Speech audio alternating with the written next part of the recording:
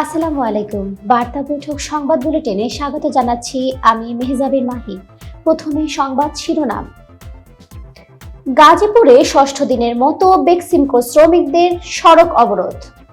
শেখ হাসিনা এখনো বাংলাদেশের প্রধানমন্ত্রী, এমন কথা বলেননি ট্রাম্প। আওয়ামী লীগ নির্বাচন করবে কিনা তা জনগণই ঠিক করবে, বললেন মির্জা ফখরুল। নারায়ণগঞ্জে চুরির অভিযোগে একজনকে পিটিয়ে হত্যা। সামনে পাকিস্তান সফর, তাই বাংলাদেশের বিপক্ষে জয় চায় ওয়েস্ট ইন্ডিজ। এতক্ষণ শুনছিলেন শিরোনাম, এবারে বিস্তারিত। গাজীপুরে ষষ্ঠ দিনের মতো বেক্সিমকো শ্রমিকদের সড়ক অবরোধ। অক্টোবর মাসের বেতনের দাবিতে ষষ্ঠ দিনের মতো চন্দ্রানবীনগর সড়ক অবরোধ করে বিক্ষোভ করেছেন বেক্সিমকো ইন্ডাস্ট্রিয়াল পার্কের শ্রমিকেরা। আজ বৃহস্পতিবার সকাল 9টা থেকে আন্দোলনকারী শ্রমিকেরা গাজীপুর মহানগরীর চক্রবর্তী এলাকায় অবস্থান নিয়েছেন। এদিকে 12 দফা দাবি নিয়ে আজ সড়কে অবস্থান করছেন হামিম গ্রুপের দ্যাটস ইট নিট লিমিটেড কারখানার শ্রমিকেরা। কারখানার শ্রমিক ও শিল্প পুলিশ জানায়, গাজীপুর সারাবো এলাকায় বেক্সিমকো ইন্ডাস্ট্রিয়াল পার্কের প্রায় 40,000 শ্রমিকের অক্টোবর মাসের বেতন বাকি আছে। বেতনের দাবিতে গত শনিবার থেকে শ্রমিকেরা বিক্ষোভ করে আসছেন। এছাড়া শ্রমিকেরা ওই দিন থেকেই চন্দ্রানবীনগর সড়কের চক্রবর্তী এলাকায় অবস্থান নিয়ে অবরোধ সৃষ্টি করেছেন। অন্যান্য দিন কিছু অটোরিকশা চলাচল করলেও আজ সকাল থেকে শ্রমিকেরা অটোরিকশা চলতে দিচ্ছেন না। শ্রমিক আন্দোলনের খবরে সকাল থেকে চক্রবর্তী, জিরানি সহ আশেপাশে এলাকার পুলিশ, থানা পুলিশ, র্যাব ও সেনাবাহিনীর সদস্যরা বিকেএসপির সামনে অবস্থান করছেন। বেক্সিমকোর শ্রমিক মোহাম্মদ আশরাফুল বলেন, কয়েকবার পুলিশ ও সেনাবাহিনীর সদস্যরা বেতন দেওয়ার আশ্বাস দিলেও পরে আর বেতন পায়নি, তাই বেতন না পাওয়া পর্যন্ত সড়ক অবরোধ চলবে। আরেক শ্রমিক কবির হোসেন বলেন, টাকা ছাড়া সংসার চলছে না, এমনি এমনি তো আর বেতন দেবে না, তাই আন্দোলন করে বেতন আদায় করব। অপরদিকে গতকাল বুধবার থেকে 12 দফা দাবিতে জিরানি এলাকার হামিম গ্রুপের দ্যাটস ইট নিট লিমিটেড কারখানার শ্রমিকেরা আন্দোলন শুরু করেছেন। গতকাল সেনাবাহিনীর সদস্যরা তাদেরকে নিয়ে বসে সমাধানের চেষ্টা করলেও সেটি হয়নি। এ কারণে আজ সকাল থেকে তারা আবারও জিরানি এলাকায় চন্দ্রানবীনগর সড়কে অবস্থান নিয়ে অবরোধ করছেন। শেখ হাসিনা এখনো বাংলাদেশের প্রধানমন্ত্রী, এমন কথা বলেননি ট্রাম্প। শেখ হাসিনা বাংলাদেশের প্রধানমন্ত্রী। সামাজিক যোগাযোগ মাধ্যমে ডোনাল্ড ট্রাম্পের মাধ্যমে ছড়িয়ে পড়া এই কথা মিথ্যা। যুক্তরাষ্ট্রের নবনির্বাচিত প্রেসিডেন্ট ট্রাম্প শেখ হাসিনাকে নিয়ে এ ধরনের কোনো মন্তব্য করেননি।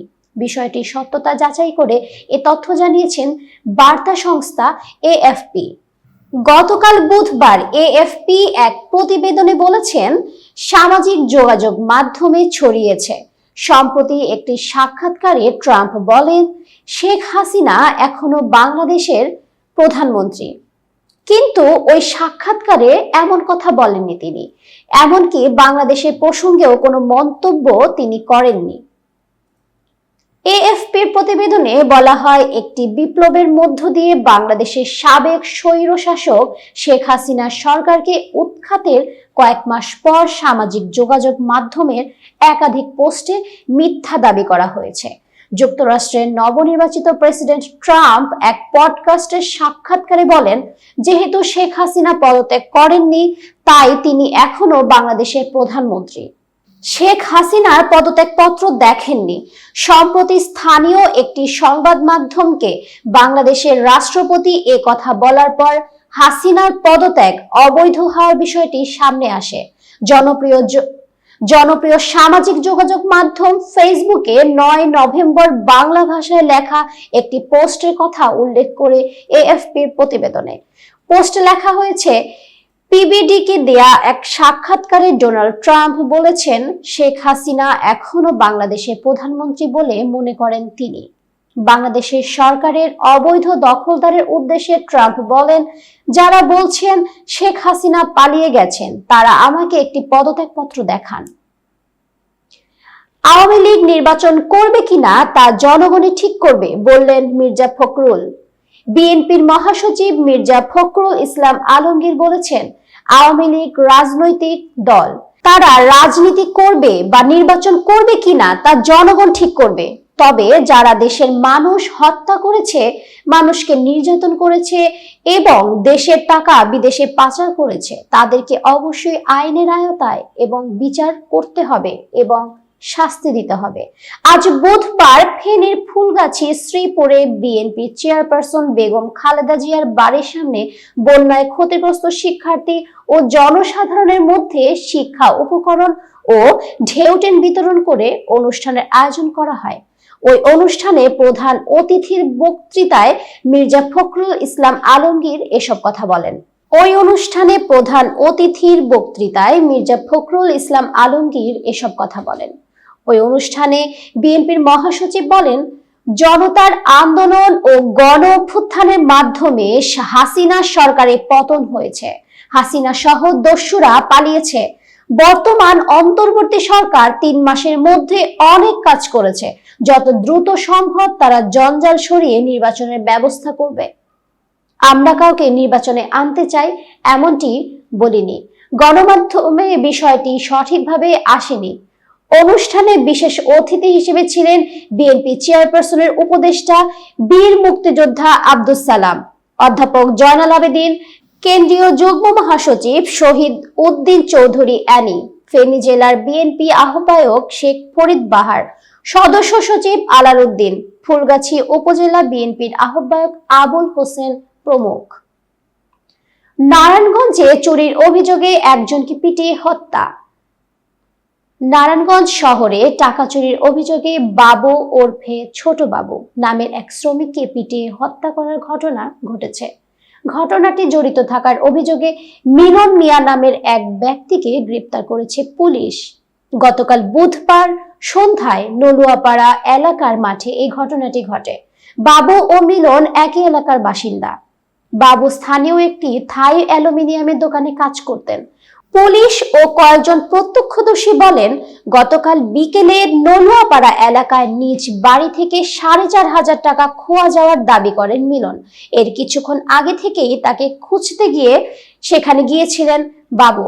ফলে টাকা চুরির ব্যাপারে বাবুকে সন্দেহ করা হয়। এক পর্যায়ে তাকে চোর বলে ধাওয়া দেন মিলন।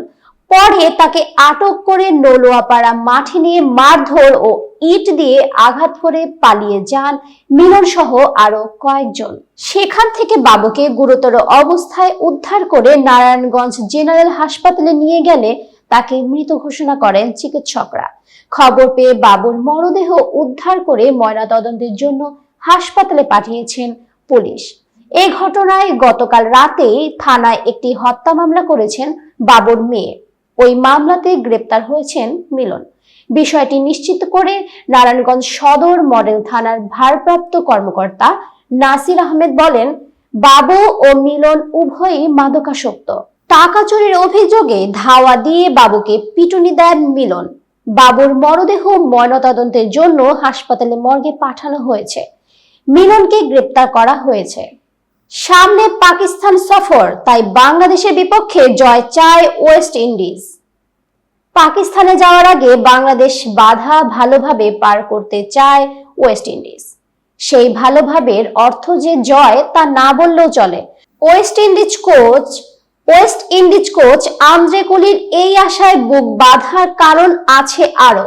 গত আগস্টে ঘরের মাঠে দক্ষিণ আফ্রিকার বিপক্ষে 2 টেস্টের সিরিজ 1-0 ব্যবধানে হেরেছে ক্যারিবিয়ানরা।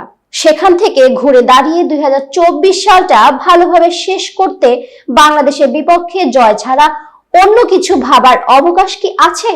অবশ্যই নেই। আগামীকাল সিরিজ শুরু হওয়ার আগে সেই কথাটিই বলেন কুলি। খুবই গুরুত্বপূর্ণ, কারণ দক্ষিণ আফ্রিকা সিরিজের হতাশা থেকে ঘুরে দাঁড়াতে হবে। বাংলাদেশের বিপক্ষে 2 ম্যাচের এই টেস্ট সিরিজ বিশ্ব টেস্ট চ্যাম্পিয়নশিপের অংশ, যেখানে ফাইনালে ওঠার সম্ভাবনা শেষ 2 দলেরই। 9 দলের এই চ্যাম্পিয়নশিপে আটে থাকা বাংলাদেশের শতকরা পয়েন্ট 27.50, শতকরা 18.52 পয়েন্ট নিয়ে টেবিলের তলানিতে ওয়েস্ট ইন্ডিজ। এই চক্রে গত জানুয়ারিতে অস্ট্রেলিয়ার স্বাগতিকদের বিপক্ষে 1-1 ব্যবধানে সিরিজ ড্র করাই ক্যারিবিয়ানদের একমাত্র সাফল্য। সেই সিরিজের পর থেকেই পথ হারাতে শুরু করে দলটি।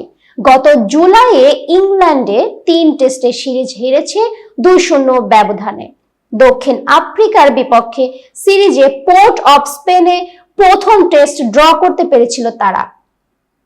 এতক্ষণ বার্তা বৈঠকের সাথে থাকার জন্য ধন্যবাদ। নতুন নতুন তথ্য ও সংবাদ পেতে বার্তা বৈঠকের ইউটিউব চ্যানেল ও ফেসবুক পেজের সাথেই থাকুন।